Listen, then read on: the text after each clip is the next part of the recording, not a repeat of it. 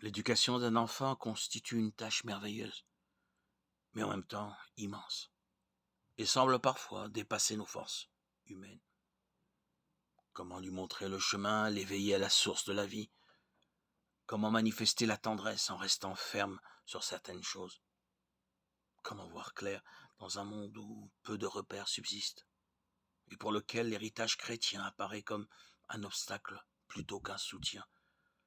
En même temps, comment ne pas en venir à vouloir éduquer nos enfants dans un cocon bien à l'abri de toute la culture ambiante, en essayant de les préserver de tout ce qui nous semble contraire à nos valeurs?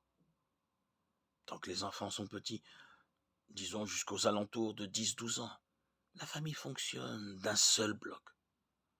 La troupe entière suit papa et maman sans trop poser de questions, du moment que chacun reçoit tout ce qui est nécessaire à ses besoins et à son équilibre. C'est le temps du jeu, de la découverte, où l'on vit très proches les uns des autres, où la tendresse se dit de façon très simple et spontanée. Puis arrive le moment de l'adolescence, avec son lot de transformations, ses remises en cause de tout, ses revendications et ses désirs de plus en plus grands, avec l'âge d'une prise d'autonomie. Cela dure, et pour peu que nous ayons un enfant qui commence à en sortir, un autre, en plein milieu, et un qui commence sa crise. L'atmosphère s'échauffe, et des orages éclatent. Le temps du partage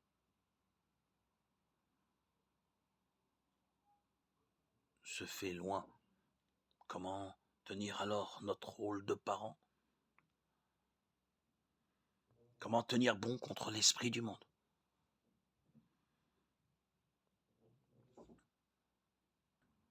Comment tenir lorsqu'un enfant manifeste sa colère, son mécontentement?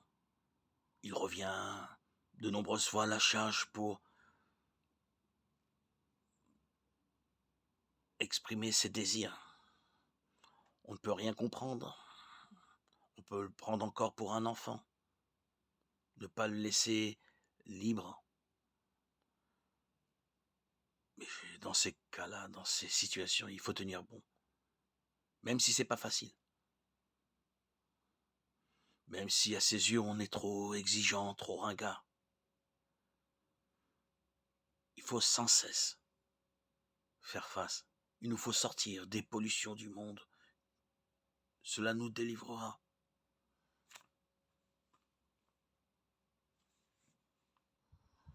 de ces messages hostiles que nous insuffle cette société. Ces messages du style « chacun fait ce qu'il veut, tout le monde fait comme cela ». Non, obéir n'est pas faire ce que l'on veut.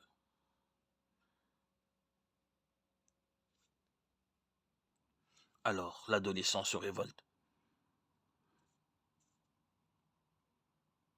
L'adolescent a besoin pour se construire de confrontation, même s'il ne le reconnaît pas sur le moment. Et ses parents, eux, le savent. L'adolescent a besoin d'être mis devant des limites. Sans cela, comment pourrait-il, dans sa vie d'adulte, accepter ses propres limites et toutes celles qui vont lui imposer son travail, les institutions, les lois? Le grand adolescent pressent le bien fondé de notre attitude. Ces ados veulent faire un petit peu ce qu'ils désirent, mettre au défi leurs parents. Mais il faut rester ferme, tenir bon. Même si ce n'est pas toujours simple de trouver la bonne attitude.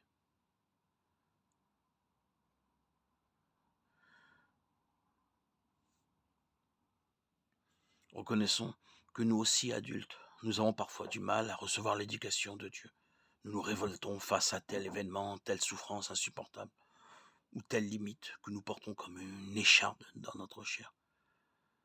Cette attitude n'est pas gênante dans la mesure où nous n'en faisons pas un blocage et où nous permettons le travail de la grâce. Car il nous faut passer de la révolte à la confiance en Dieu, notre Père, qui voit bien mieux et plus loin que nous. Nous en restons trop aux apparences, aux causes secondaires. Alors qu'en toute chose, nous pourrions discerner la cause première, l'Esprit Saint à l'œuvre dans notre cœur et au cœur du monde et de l'histoire. Relisons le livre du prophète Osée.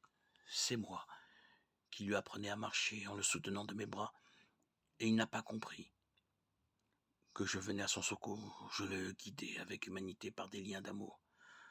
Livre d'Osée, chapitre 11, versets 3 et 4. Ne regardons-nous pas trop souvent nos attaches, nos liens, les contraintes qu'on nous impose comme des obstacles, alors que par la foi, nous pouvons nous jeter dans les bras de Dieu, qui sait mieux ce qui est bon pour nous. Entrons dans cet esprit d'enfance et accueillons toutes nos limites comme des moyens pour grandir. Ainsi, essayons de voir comment Dieu s'y prend avec nous et avec les autres. Et nous apprendrons à mieux tenir notre rôle de parents et de grands-parents. Entrons dans la confiance de toute attache humaine, de tout lien, toute incompréhension de notre part. Dieu peut faire un chemin qui nous aide à grandir et à comprendre l'attitude juste à adopter avec nos propres enfants. Jésus nous dit qu'il est le chemin, la vérité et la vie. C'est lui qui nous conduit sur le chemin du cœur, qui nous relie à l'essentiel,